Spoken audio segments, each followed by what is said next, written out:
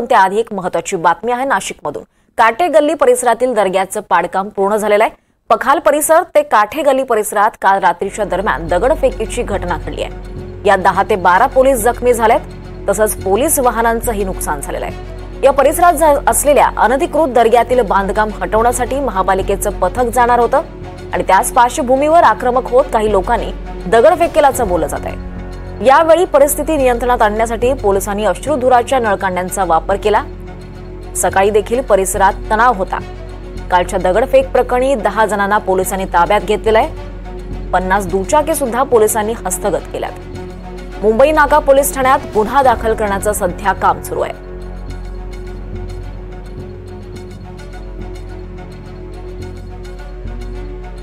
तर या दगडफेकीबाबत स्थानिक पोलिसांनी नेमकी काय माहिती दिली आपण पाहूयात। तुमच्या आदेशानुसार काढण्याचं ठरवलं होतं, त्यानुसार रात्री सुमारे 11:30च्या सुमारास ते या ठिकाणी ते बांधकाम काढण्यासाठी आले होते आणि त्यांनी सुरुवात केली होती। परंतु याच वेळी एका दिशेने उस्मानिया चौक येथे एक गुंड लोकांचा जमाव त्या ठिकाणी याला विरोध करण्यासाठी जमला।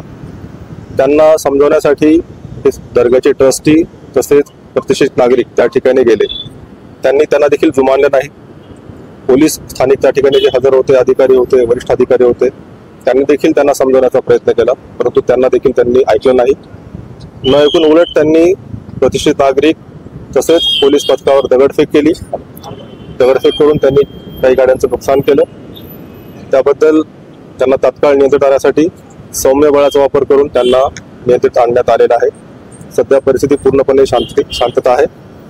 15 लोकांना याच्यामध्ये ताब्यात घेण्यात आलेला आहे। 57 मोटरसायकल ज्या संशयिताच्या आहेत त्या देखील ताब्यात घेण्यात आलेल्या आहेत।